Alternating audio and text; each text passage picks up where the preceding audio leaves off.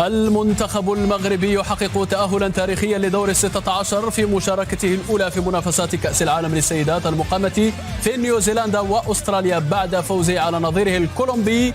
جاءت الأخبار السعيدة أخيرا من هناك لتريح أعصاب نبؤات الأطلس ومعهن ملايين المغاربة. كوريا الجنوبية إذن تمنح هدية العمر لسيدات المغرب وتدخلهن التاريخ في أول مشاركة لهن في المونديال الناعم. قطر بعد إنجاز قطر، أستراليا شاهدة على تألق النبؤات. منتخب المغرب للسيدات المعروف باسم لبؤات الأطلس أول فريق عربي وإفريقي يشارك في بطولة كأس العالم لكرة القدم للسيدات والتي تستمر فعالياتها على مدى الشهر. ويأمل منتخب السيدات أن يسير على خطى منتخب الرجال الذي فاجأ العالم وأصبح أول منتخب إفريقي وعربي يصل إلى نصف نهائي كأس العالم لكرة القدم. هل ستحقق لبؤات الأطلس ما حققه الأسود؟ لنتابع.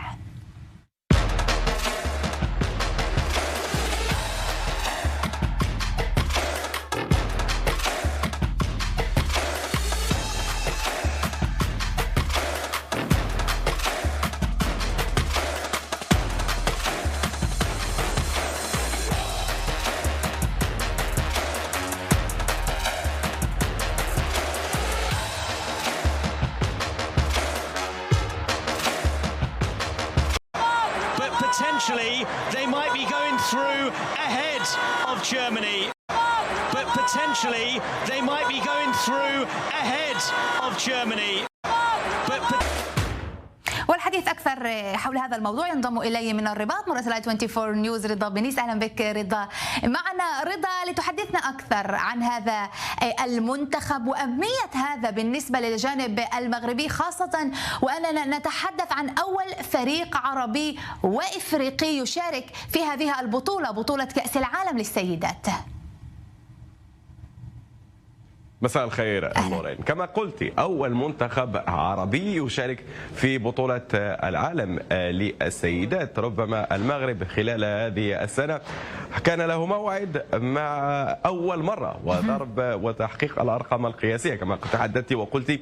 أول منتخب عربي وإفريقي يصل لنصف نهائي كأس العالم للرجال، وأول منتخب عربي يتأهل لنهائيات كأس العالم للسيدات. بحد ذاته هذا يبقى إنجاز. هناك اهتمام كبير جدا الآن في الأوساط الكروية في المغرب بكرة القدم النسوية. انطلاق بطولة كرة قدم نسوية، كل الأندية التي تلعب في الدرجة الأولى يجب حتما عليها أن تتوفر على فريق نسوي يشارك في البطولة المغربية. عدد كبير من اللاعبات المشاركات في كأس العالم ورفقة المنتخب المغربي تلعبنا في أندية أوروبية.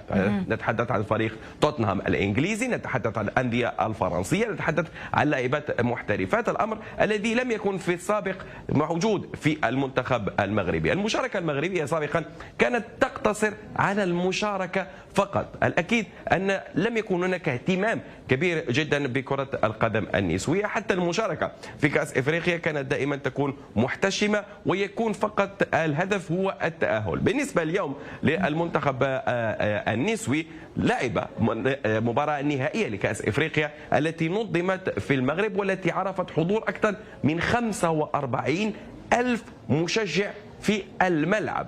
نفس أجواء كرة القدم للرجال، نفس الشغب. اليوم لعب وتأهل للمونديال بالنسبة للسيدات، ويكون بحد ذاته إنجاز لكرة القدم المغربية وكذلك العربية.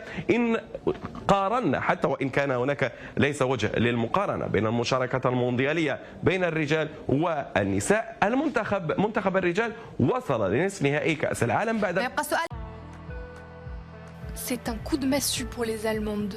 L'équipe pourtant favorite et finaliste de l'Euro 2022 est éliminée du mondial de football.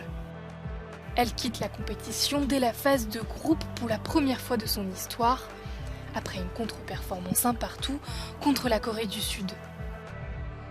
Un nul aurait pu leur suffire, mais dans le même temps, les Marocaines se sont aussi imposées face à la Colombie 1-0. L'équipe marocaine qui termine deuxième du classement du groupe H affrontera ainsi les Françaises en 8e de finale mardi prochain. واحد المباراة اللي كانت مباراة قوية واللي كانت المصير ديالها مع الفريق ديال فريق كولومبيا اللي هو فريق قوي، والحمد لله كانت المباراة كما كنا تنظنوا كجماهير مغربية وكنا تنشجعوا السيدات المنتخب المغربي، وهنا بينوا على القدرات. FIFA women's world cup 2023 में मोरक्को ने कोलंबिया को 0 के मुकाबले में 1 गोल से शिकस्त दी थी। शिकस्त के बावजूद कोलंबिया ने नॉकआउट स्टेज के लिए क्वालिफाई कर लिया। मोरक्को की टीम ने भी प्री क्वार्टर फाइनल के लिए क्वालिफाई कर लिया। फीफा वुमेन्स वर्ल्ड कप 2023 में मोरक्को ने कोलंबिया को 0 के मुकाबले में But potentially they might be going through ahead of Germany.